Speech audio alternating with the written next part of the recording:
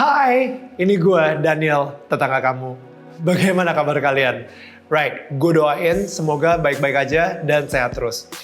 Selama gue di karantina kemarin tuh di rumah ya, gue sadar gue harus banget membatasi sosial media gue. Karena gue makin lama itu makin kecanduan. Kalian ada yang kayak gitu gak sih?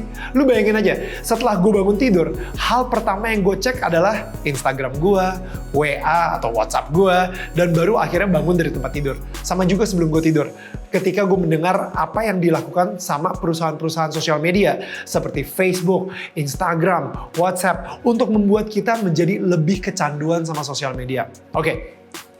Gini nih, pertama-tama gue pengen kasih tahu kalian dulu hubungan antara kecanduan lu dengan sosial media dan ada sebuah eksperimen burung merpati di tahun 1950. Ya, ini kedengarannya aneh banget. Tapi ini buat gue nih mind blowing parah. Oke, langsung aja ya. Ada seorang dokter namanya Dr. Skinner. Jadi dia ini adalah seorang psikolog dari Amerika yang melakukan eksperimen cukup aneh. Jadi dia membuat kayak sebuah kotak kecil gitu dan di situ ada tombol yang kecil dan tombol kecilnya ini cukup dipatuk oleh burung merpati. Ya, paruh burung merpati aja. Dan setiap kali tombol itu ditekan atau dipatuk, makanan akan keluar dari lubang di bawah tombol tersebut. Jadi merpati itu tahu, setiap kali dia kelaparan, dia akan mematuk tombol tersebut dan makanan akan keluar. Akhirnya terciptalah sebuah kebiasaan baru. Nah, kotak itu namanya Skinner's Box kalau misalnya kalian penasaran juga ya.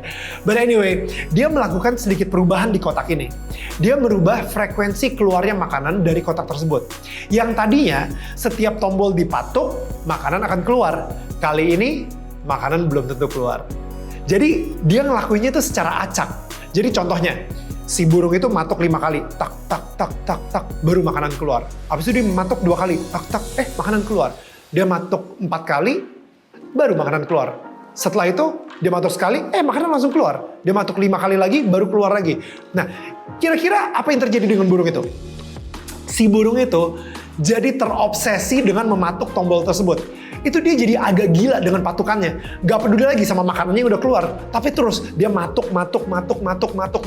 Bahkan ada satu burung merpati yang mematuk 2,5 kali setiap detiknya selama 16 jam. Dan dia udah ngelupain banget sih makanannya. Jadi bener-bener matuk kayak kerjanya. Nah, si Dr. Skinner ini melakukan hal yang sama ke tikus. Ternyata terjadi hal yang serupa. Pertanyaannya, bagaimana kalau hal tersebut dilakukan ke manusia? Ya, kita pasti mikir dong, burung merpati sama tikus udah jelas lah, gampang dimanipulasi. Manusia, gak mungkin dong. Kalau kata Arman Maulana, mau good news apa bad news?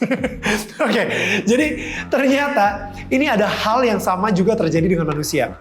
Gue kasih kalian waktu berpikir ya. Kira-kira, apa sih yang bisa membuat manusia kecanduan seperti ini? Coba pikirin dulu. Apa ya? Matuk, baru makanan keluar.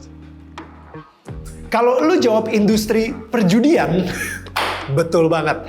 Mesin jackpot dan teman-temannya bisa membuat orang tekan tombol, secara acak mereka akan mendapatkan uang atau enggak. Ya kan? Mereka bisa berjam-jam tekan tombol terus atau menarik tuas, ya kan? Abis itu kalau misalnya lagi untung, mendapatkan uang. Kalau enggak, ya uangnya nggak dapet. Nah, makanya tuh. Jadi Bang Roma bener banget ketika dia bilang bahwa pas judi, kalaupun kamu menang, itu awal dari kekalahan. Sungguh terlalu. Oke, contoh yang lain lagi. Game online, RPG, yang selalu menawarkan level up. Ya kan? Lu pernah mikir nggak? Kenapa kadang-kadang post kita di sosial media bisa mendapatkan 1000 likes, dan setelah itu hanya 20 likes? Kenapa mendadak sehari lu bisa mendapatkan 100 follower dan besoknya lu dapetin 3 aja sulit gitu? Itu dia algoritma yang digunakan oleh sosial media sama dengan strategi yang digunakan oleh Dr. Skinner tersebut. Perusahaan-perusahaan sosial media ini menghabiskan jutaan, miliaran dolar setiap tahunnya untuk membuat lu, gua, dan semua orang yang memakai sosial media untuk bisa lebih sering berada di platform tersebut.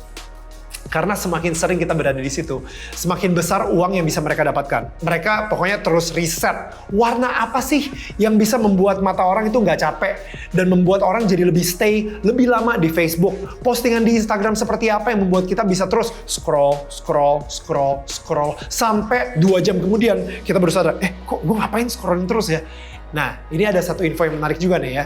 Di eksperimen yang sama, ditemukan ternyata antisipasi untuk mendapatkan makanan si burung tersebut ya lebih menggairahkan daripada makanannya sendiri. Contoh, kalau misalnya di dalam hal manusia nih, siapa di sini yang pernah mau mencari sebuah informasi di Google dan 2 jam kemudian masih mencari hal yang sama? Padahal jawabannya udah ditemukan di halaman yang pertama kali kita klik. Ya kan? Tapi abis itu kita yang kayak, nggak, gue pengen ngecek lagi, siapa tahu gue ketemu jawaban baru. Oke, gue coba ngeklik lagi.